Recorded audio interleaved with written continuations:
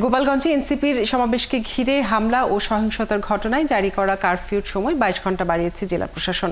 বৃহস্পতিবার স্বরাষ্ট্র মন্ত্রণালয়ের এক বিজ্ঞপ্তিতে তথ্য জানানো হয়। নতুন নির্দেশনা অনুযায়ী বৃহস্পতিবার সন্ধ্যা ৬টা থেকে আজ দুপুর ১২টা পর্যন্ত এবং দুপুর ২টা থেকে সন্ধ্যা ৬টা পর্যন্ত কারফিউ চলবে। এর মধ্যে আজ দুপুর ১২টা থেকে দুপুর ২টা পর্যন্ত কারফিউ শিথিল থাকবে। এর আগে বুধবার সমাবেশ শেষে ফেরার পথে এনসিপি নেতাদের গাড়িবহরে হামলার ঘটনায় গোপালগঞ্জের পৌর পার্ক এলাকা রণক্ষেত্রে পরিণত হলে জেলা ১৪৪ ধারা জারি করে জেলা প্রশাসন। এরপর জেলায় রাত ৮টা থেকে বৃহস্পতিবার সন্ধ্যা ৬টা পর্যন্ত কারফিউ জারি করা হয়। পরে আবার সেই কারফিউর সময় ২২ ঘন্টা বাড়ানো হয়।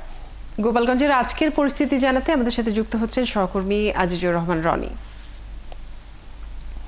রনি, আজ সকাল থেকে কি পরিস্থিতি দেখছেন? এবং আমরা জানি যে এখন পর্যন্ত ২৫ জন গ্রেপ্তার হয়েছেন। নতুন করে আরো কোনো গ্রেপ্তারের খবর আছে নাকি আপনার কাছে, জানাবেন।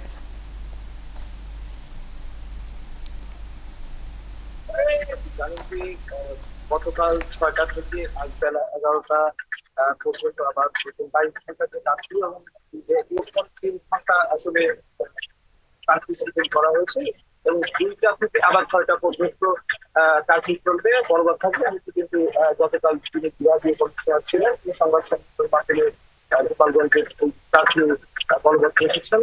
তো আজকে সকাল থেকে আমরা শহরের বিভিন্ন স্থানে ঘুরে দেখেছি, সকালের বিভিন্ন জায়গায় শহরের বিভিন্ন এলাকায় আসলে পরিবেশ ১৬ জুলাই আগে যেভাবে ছিল গোপালগঞ্জটা অনেকটাই আগের মতো সেইভাবে শান্ত হয়ে উঠেছে। আইন শৃঙ্খলা একেবারেই নিয়ন্ত্রণের মধ্যে এমনকি দেখা যাচ্ছে। আর আপনি যে বিষয়টি জানতে যে আপনি জানেন যে গতকাল আসলে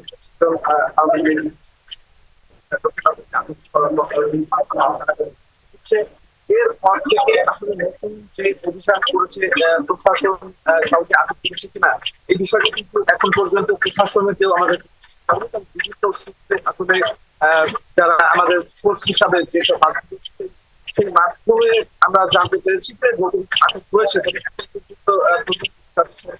যোগাযোগের চেষ্টা করেছি, তারা কেউ কিন্তু আসলে ফোন না ধরার কারণে এই বিষয়টি এখন পর্যন্ত আমরা প্রশাসনের কাছ থেকে নিশ্চিত হতে পারেনি। আর আমি যদি আপনাকে একটু দেখাই যে আজকে সকাল থেকে আসলে রাস্তাঘাট কিন্তু বেশ ফাঁকাই রয়েছে। যারা খেটে খাওয়া মানুষ, কর্মদিন মানুষ, তারাই কিন্তু আসলে এখন পর্যন্ত তাদেরকে রাস্তায় দেখা যাচ্ছে।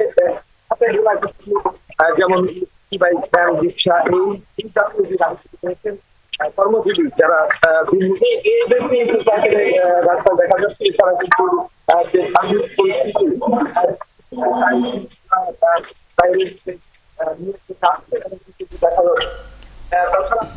রনি, আপনাকে অনেক ধন্যবাদ যুক্ত থাকার জন্য। দর্শক, গোপালগঞ্জের আজকের পরিস্থিতি জানাচ্ছিলেন আমাদের সহকর্মী।